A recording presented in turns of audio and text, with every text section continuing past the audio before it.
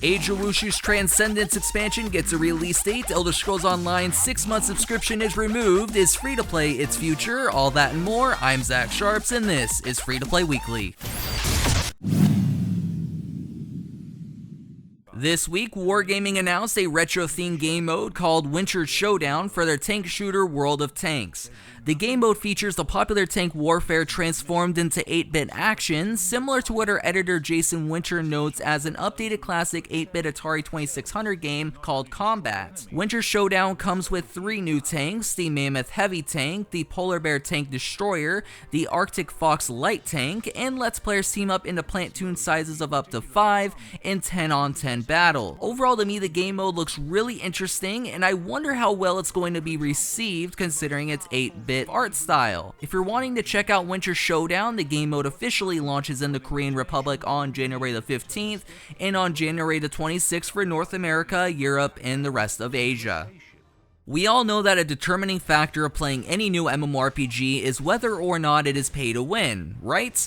Well, this week's Tafaru, the popular YouTuber that shows off foreign games to give us insight to what they feature, detailed Pearl Abyss's free-to-play title Black Desert. Featured in this video is the cash shop, and keep in mind some of the things I detail could be different from what comes out of the North American release, but since it's being published by the same publisher, most of the stuff within this cash shop probably will see the light of day over here in America and also Europe.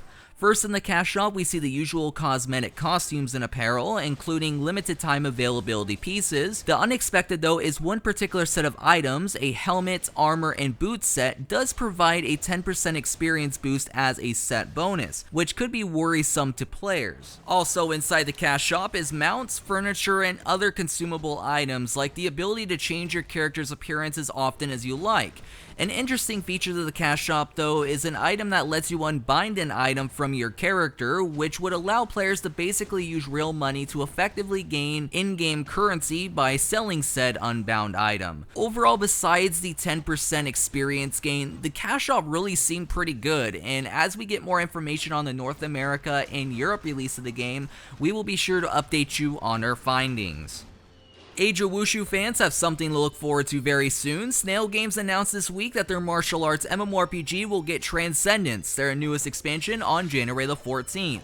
With this expansion comes the discovery of Inner Skill Level 5 by the Masters of all 8 schools, which of course, with the increase of this Inner Skill level, adds a good amount of character growth and increased power for players sitting at the current caps. Transcendence also brings forth 3 new instances and new manuals to the game. Just like with all the other content expansions to Wushu, it does look like Snail Games is doing a good job expanding on the game, even if some of these expansions arguably could be considered somewhat small to fair in size. Are you guys excited for Transcendence? Make sure to leave a comment down below. Very quietly, things are changing for the Elderscrolls Online. Some things are good for the game, other things bring us to wonder about its future. This week, ZeniMax Online Studios took down the option to purchase a 6-month subscription to the game, leaving the 30-day and 90-day option the only 2 left on the table for players.